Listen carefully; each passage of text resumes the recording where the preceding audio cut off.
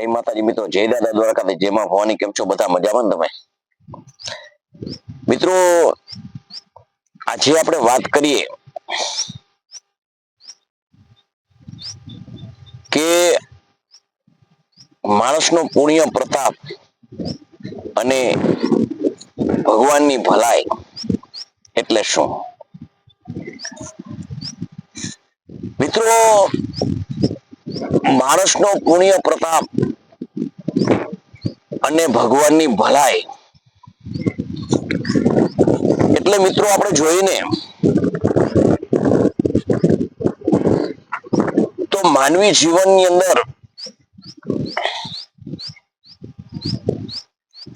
સારું સુખ, જે આપણા શરીરનું સાચું સુખ, આપણા શરીરનું સાચું અને સારું અને સ્વસ્થ તમારું જીવન, તમારું શરીર સારું કુટુંબ, સારો પરિવાર, સારો સમાજ, અન્ય સારા સમાજો સાથે સારા સંબંધો, આ બધી મિત્રો તમારો પુણ્ય પ્રતાપ અને ભગવાનની ભલાઈ કહેવાય, ભગવાનનો રાજીપો કહેવાય. મિત્રો, ભગવાને તમને સંપત્તિ આપી હોય, તમને સુખ સગવડતાના સારા સાધનો આપ્યા હોય, તમારે કોઈ જાતની કઈ જીવવા માટે તકલીફ ન હોય, પણ તમારું જીવન, તમારું શરીર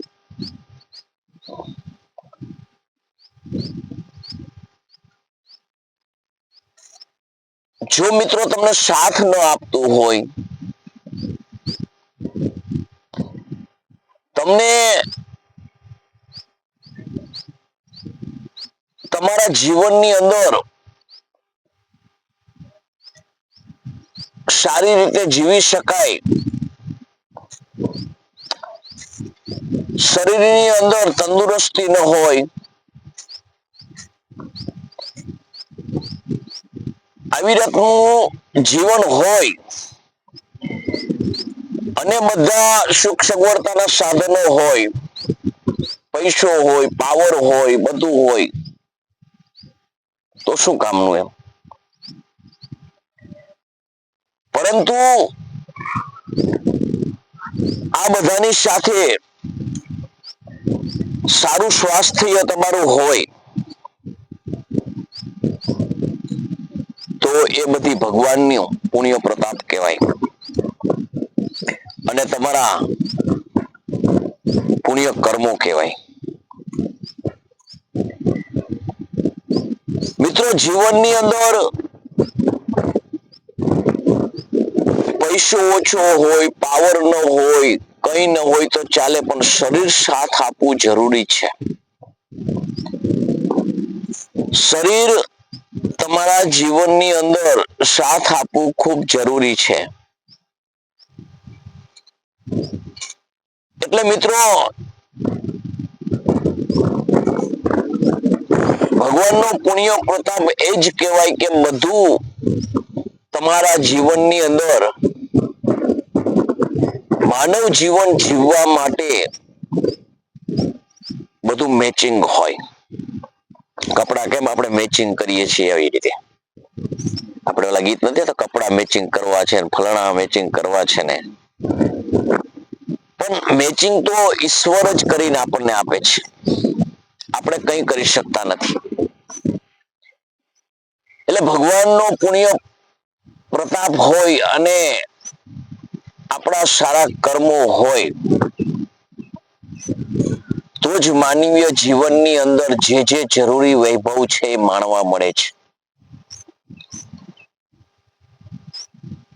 પરંતુ તમે પોતે કમાયેલું, તમારા પોતે અઢળક મેળવેલું તમે ન માણી શકો, તમારો પરિવાર માણી શકે, તમારું કુટુંબ માણી શકે, પણ તમે ખુદ ન માણી શકો ને મિત્રો, એ તમારા પ્રારબ્ધ છે. એ તમારા પ્રારબ્ધની અંદર જે પ્રારબ્ધ તમારા અધૂરા રહી ગયા છે, જે પ્રારબ્ધ તમારા જીવનની અંદર માણવાના લેખા નથી,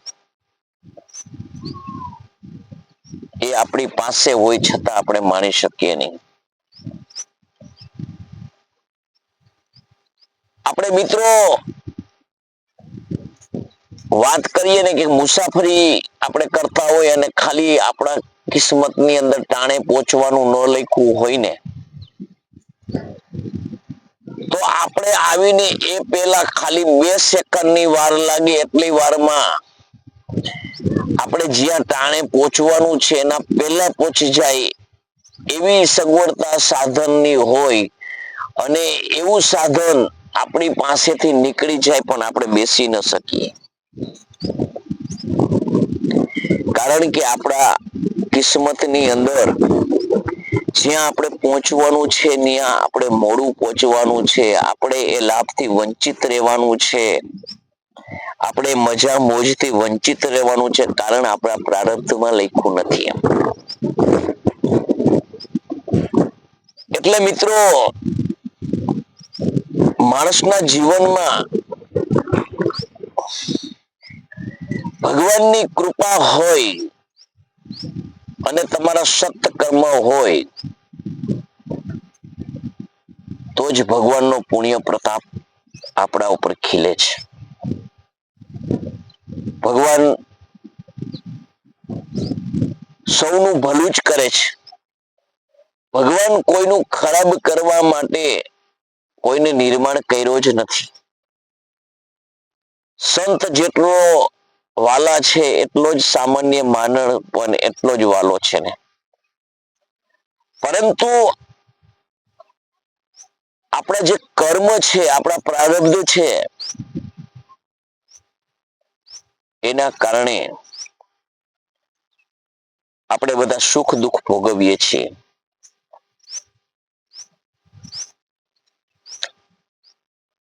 આપણે આપણા જીવનની અંદર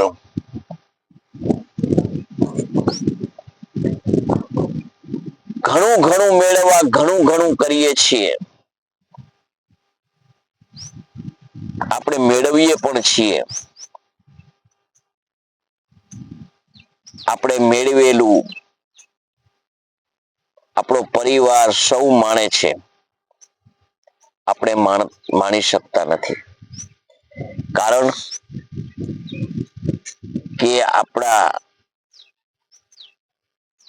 કમાઈ અને મેળવીને અને બીજાને આપવાનું આપણામાં લખ્યું છે, માણવાનું લખ્યું નથી. એ આપણા પ્રારબ્ધ છે. જીવનની અંદર માણસ આટલું સ્વીકારી લે ને તો કોઈ દી અફસોસ ન થાય. માણસ શું મેળવ્યું શું ગુમાવ્યું એનો હરખ શોખ ન રહે. માણસ કોઈની માથે અબજસનો દોષ ન નાખી શકે. માણસ કોઈની માથે પોતાની માથે જે બની ગયેલી ઘટનાનો જવાબદાર ન સમજે. કારણ કે ભગવાને ગીતામાં લખ્યું જ છે, જે થવાનું છે થવાનું જ છે, પરંતુ જે થવાનું છે એ થવાનું જ છે. એ જેની માથે બને છે, જેને ઘટના ઘટે છે, એ એના પ્રારબ્ધમાં લખેલું છે. એને કોઈ હટાવી શકતું નથી. ચાહે શોક હોય ચાહે આનંદ હોય. આ એક સિક્કાની 2 બાજુ. માણસની જે માણસ સાથે જે રમત રમાય છે ને, એના પ્રારબ્ધના કારણે છે. માણસ પોતાના પ્રારબ્ધ છે એ મુજબ જ સમજીને જીવે ને, તો માણસને કોઈ કથા કોઈ સત્સંગ સાંભળવો જ ન પડે. માણસ પાપ કર્મ ન કરે, માણસ ઉત્પાત ન કરે, માણસ હરખ કે શોક ન કરે. બસ મારા પ્રારબ્ધ પ્રમાણે જ મને મળ્યું છે ને આવું સમજી જાય અને જે ઈશ્વરે આપેલો જે વૈભવ જે છે એને માણે ને તો એ ભગવાનની, આપણે કહીને ભગવાનનો રાજીપો છે, ભગવાનની દયા છે, ભગવાનની કૃપા છે. આપણે જે અત્યારે માણીએ છીએ, માનવી જીવન જીવે છે, 2 ટાઈમનું સારું ભોજન જમે છે, સારી કાયા છે, સારો પરિવાર છે, કુટુંબ છે, સુખ સગવડતાના આપણા પ્રમાણે જે સાધનો છે એ ઘણું છે. એ ભગવાનની કૃપા છે, દયા જ કહેવાય. આ સમજીને અને માણસ જીવે ને તો માણસના જીવનમાં કોઈ દિવસ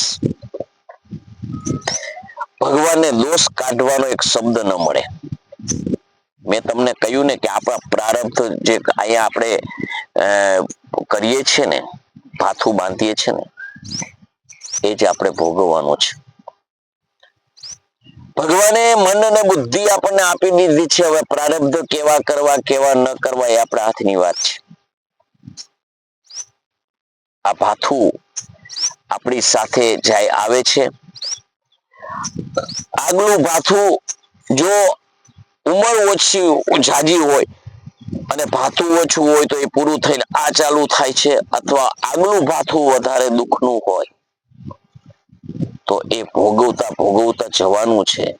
તો સત્કર્મ જે કર્યા છે એ આગલે પછી આ પૂરું થાય ત્યારે ભોગવવાનું છે. ગમે તે જન્મારો મળે, પરંતુ સત્કર્મ સદા આપણે કરતા રહીએ તો આ જીવન જીવવા માટે જે આપણને આ સગવડતાઓ મળી છે ને, તો એવું સમજવું કે આપણું સત્કર્મ ઓલા બહુ આપણે કર્યું હશે, સારું કર્યું હશે એટલે આપણે ભોગવીએ છીએ. તો એ ભગવાનનો રાજીપો છે. તો મિત્રો, ભગવાનનો રાજીપો આપણે રાખવો છે